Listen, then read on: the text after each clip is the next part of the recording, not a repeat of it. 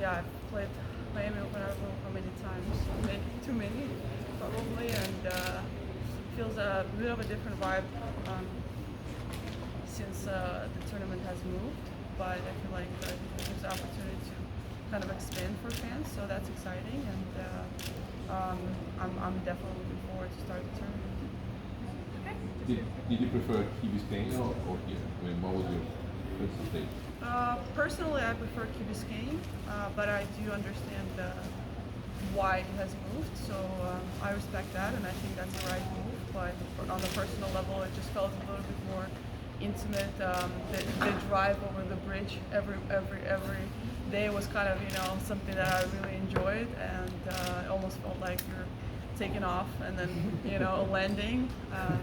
But yeah, it's unfortunate that they couldn't expand there, but I think it's as I said, it's better for the tournament to grow and give the facilities for fans and expand that. What are your goals and expectations for this Miami Open? My goals and expectations are pretty much the same everywhere I go, is to win. Expectation is something that I'm trying to work on and not really establish, and focus on the present, but in terms of goals, they're always the same, as to win. As you look back over your career, how do you feel you play now versus then? What are the major differences mentally, physically? Well, I don't really. I get asked this question quite a lot of times. If you look back, and I'm really the type of person that doesn't look back too much, because there's really no reason to do that. I won't necessarily, unless I'm watching film, I wouldn't necessarily be able to relate of how I felt when I played then. It was a long time ago, and I want to think of myself that I evolve as a player, as a human being. I learn, and I really just accept of where I am right now and try to improve that. I feel like I'm still haven't fulfilled my potential fully, even though I had a great career. So really my focus is to try to stay in the moment and keep improving. As soon as I stop improving, I think that's when it will be a time to say see you later. In the Masters, there was a bit of tension with the Azarenka episode, and Iga said that there is a bit of tension in the locker room, and there is not a lot of guidance from the WTA. As a Belarusian player and a player that was in the Players Council very recently, I was wondering if you could share your view of about what's going on and how you feel about it.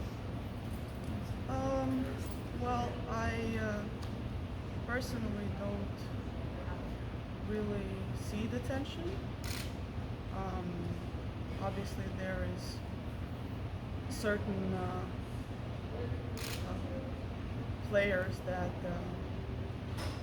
have different feelings and behaviors, but overall, I don't necessarily share the same opinion as Iga does, and I would encourage her to look at the things that have been done before she makes comments, and obviously as the tour and as a player council, we're happy to provide all those facts that are actually have been done, and I think that would be more appropriate way to have that conversation. Have you spoken to her about this? I haven't really seen her, but that's something that I think we as a group would like to accomplish. You mean things that have been done to help Ukrainian players? Well, I mean, it's about feelings.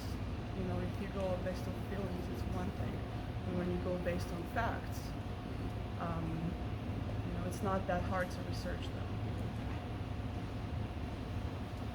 How difficult is that as tennis players and as athletes that, those types of just geopolitical issues come into international sports in a way that maybe in American sports, the NFL and the NBA, they're just playing games.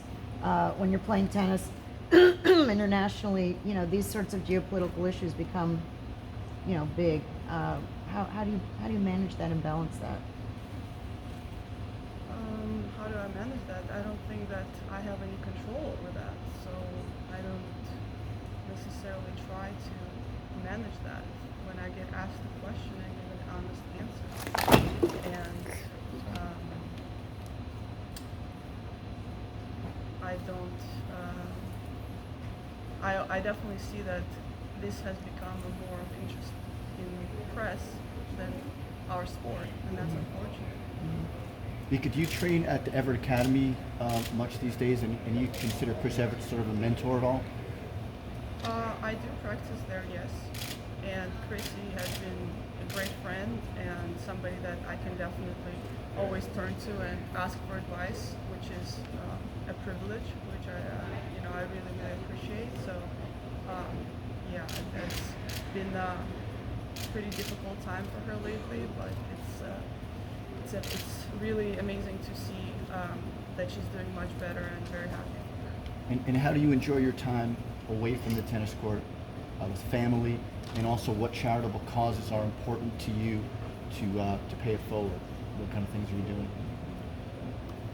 I don't necessarily like to talk about it Okay. in press, which is not because it's a secret. It's just something that I do for myself and not to shout from the top of the roof. One of my favorite things, and I have done throughout my career, is helping children, mentoring some of the young kids is definitely a passion of mine, and it grew a lot bigger over the years, and something that I would consider doing more post-career.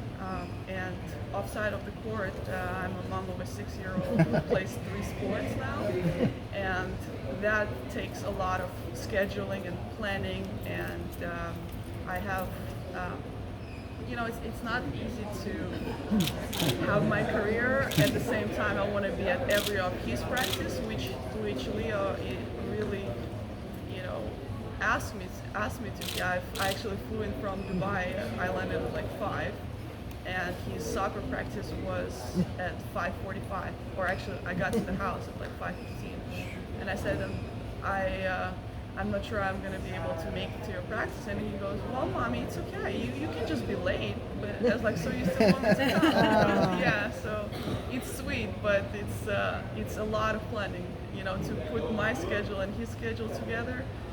It's becoming difficult. I almost want him to drop one of the sports. Is one of the sports tennis? One of the sports is tennis. It's unfortunately not his favorite sport. It's a third sport.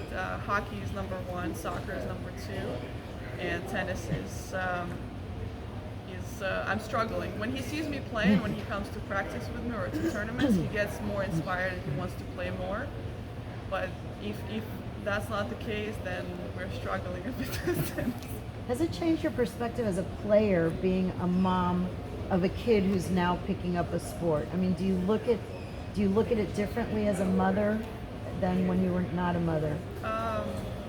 Well, I've seen my fair share of crazy parents around. I grew up around those people who just jump on fences and screaming, and they still exist quite a lot, even on tour sometimes.